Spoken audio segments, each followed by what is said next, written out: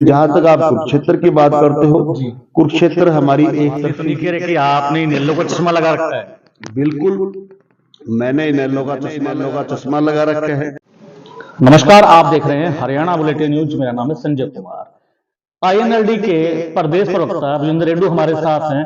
2024 के लोकसभा चुनाव में पार्टी कितना दमखम रखती है, कितने सीटें जीतने का दावा करती है, कहां से कौन सी सीट इनकी मजबूत है, सीधे बात करते हैं विजेंद्र रेड्डी से। सर नमस्ते, कैसे हैं आप? नमस्ते, बिल्कुल सही हूँ संजय भाई। आपको भी बहुत बहुत स्वागत है आपका यहाँ पहुँचने पर। और ये जो हरियाणा बुलेटिन की टीम है उनका बहुत बहुत मैं धन्यवाद करता हूँ जो हमारे को वक्त देने का काम किया आप सभी ने। जी रेड्डी साहब, चुनाव का बिल्कुल बच चुका है, चुनाव लड़े भी जा रहे हैं, कहीं से सीट टिकटें वितरित की, कहीं से नहीं की हैं, नहीं की है, क्या कारण है, क्यों देरी है, और जहां दी गई है कौन जीतने पाने की उम्मीद है? देखिए, सबसे पहले टिकटों वाली जहां तक बात है, हमने 7 कैंडिडेट हमारे चुनाव लड़ रहे हैं जी।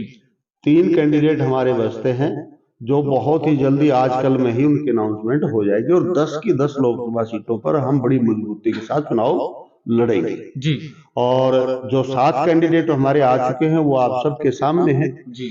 हमारे जो कैंडिडेट हैं इंडियन नेशनल लोकदल पार्टी के बहुत ही मजबूत और सभी अन्य पार्टियों के कैंडिडेटों से बहुत आगे हैं वो कैंडिडेट हर फील्ड के हिसाब से, चाहे वो सामाजिकता के हिसाब से हो, सोशलिटी हो, और चाहे उनकी एजुकेशन के हिसाब से हो, चाहे उनका जो है ना जो पहले का वर्क रहा है उसके हिसाब से हो।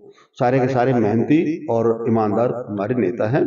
हमारी पार्टी मजबूत सभी मानते हैं, पूरा हरियाणा प्रदेश ही नहीं हिंदुस्तान मानता है कि हरियाणा की इंडियन नेशनल लोकदल पार्टी बड़ी मजबूत है क्योंकि इसका वर्कर बड़ा मजबूत है, हमारा नेता मजबूत और हमारी पार्टी सबसे बड़ी पार्टी हरियाणा प्रदेश। ये बात आप तो नहीं कह रहे कि आपने नीलो का चश्मा लगा रखा है? बिल्कुल मैंने इनेलो का चश्मा लगा रखा है और मैं इसलिए नहीं कह रहा कि मैंने इनेलो का चश्मा लगा रखा है, ये रिकॉर्ड की चीजें हैं जी। 1987 के वो दिन याद कीजिए जब इंडियन नेशनल लोकदल पार्टी ने 85 सीटों पर जीत हासिल की थी और 5 एमएलए कांग्रेस के बने थे, जिसका एक नारा चला था 4 कान दिए एक रोने वाला जी। ऐसा कोई सी भी पार्टी हरियाणा प्रदेश की नहीं है जिन्होंने 85 सीटों पर जीत हासिल की हो जी। इस पार्टी को खड़े करने वाले देश के पूर्व प्रधानमंत्री स्वर्गीय ताऊ देवीलाल जी, जिनको पूरा हिंदुस्तान आज भी पूछता है, वो शख्सियत रहे हैं जी। और त्याग की सबसे बड़ी मूर्ति ताऊ देवीलाल जी, जिन्होंने प्रधानमंत्री पद तक को छोड़ने का काम किया था। और इसी प्रकार से अभय सिंह चौटाला जो आज पार्टी को संभाले हुए हैं, उन्होंने भी विधानसभा से किसानों के हक में अपना इस्तीफा देने का काम किया था। बात आई है किसानों की, क्या किसान हरियाणा का अब की बार इंडियन नेशनल लोकदल का साथ देगा चुनाव में? देखिए, हमने किसानों के लिए शुरू से जब यह आंदोलन शुरू हुआ उसी से लेकर के आंदोलन के समापन तक हम किसानों के साथ रहे। अभय सिंह चौटाला ने वहां पर 2 हॉस्पिटल भी फ्री में चलवाने का काम किया था। आप मानिए एक हॉस्पिटल का हर महीने कितना खर्च पड़ता होगा, और 2-2 हॉस्पिटल फ्री चलवाए तो कम से कम मैं राशि नहीं बताऊंगा, उसमें फिर गलत बात हो जाती, लेकिन 2 हॉस्पिटल फ्री में चलाई और इसके अलावा अन्य जो भी सामान की डिमांड की वो सामान भी किया। और अंत में किसानों ने डिमांड की, यदि आप हमारी स्टेज पर आकर के बोलना चाहते हो तो आपको विधानसभा से इस्तीफा देना पड़ेगा जी। और उनकी डिमांड के ऊपर वो इस्तीफा भी दिया और फिर उन्हीं के कहने पर दोबारा चुनाव लड़ करके सरकार के वहां घुटने टिकवाने का काम किया इलाहाबाद में, और फिर जाकर के फिर से किसानों की आवाज उठाने का काम किया। हम जो कर सकते थे किसानों के लिए, किसानों के ऊपर एक संकट आया, 3 काले कानून इस सरकार ने बनाने का काम किया। पूरे हिंदुस्तान के किसान परेशान हुए, दुखी हुए, एक मुसीबत में फंसे। तो ऐसी घड़ी में हमने किसानों का दिल खोल करके तन मन धन से हमने जो कर सकते थे हमने किया।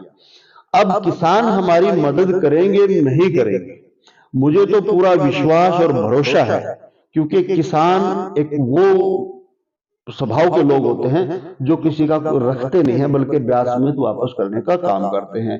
बाकी किसानों की मर्जी है, वो क्या करेंगे क्या नहीं करेंगे वो उनके ऊपर है, लेकिन हमें विश्वास और भरोसा है कि किसान वर्ग भूलता नहीं है किसी अपने करे हुए किए हुए काम को, और वो जरूर हमारी मदद करेगा और हम इलेक्शन में 10 की 10 सीटें जीतने का काम करेंगे। आपने कहा कि इनेलो पार्टी चौधरी ताऊ देवीलाल की नीतियों पर काम करें, नीतियों को जनता के साथ लेके जा रही है। वहीं जेजेपी का कहना है कि वो भी ताऊ देवीलाल की नीतियों पे काम कर रही है।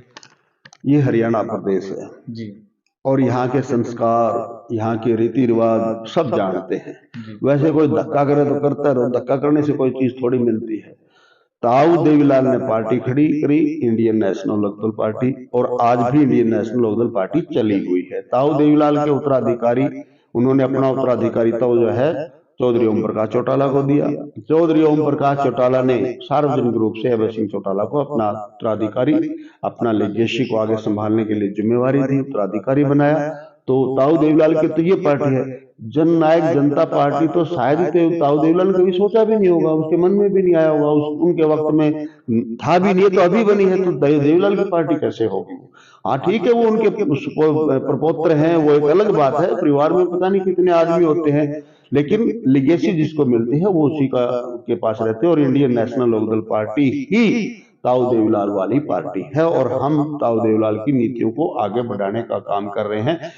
अगर जननायक जनता पार्टी वाले कहते हैं कि हम ताऊ देवीलाल की नीतियों को आगे बढ़ाने का काम कर रहे हैं, तो जब देश का किसान मुसीबत में था और सरकार में मजे ले रहे थे, उनको त्याग पत्र देना चाहिए था। ताऊ देवीलाल तो त्याग पत्र दे दिया, अभय सिंह ने तो दिया, तो त्याग पत्र दे करके किसानों के बीच में आना चाहिए था, तो क्यों नहीं आया?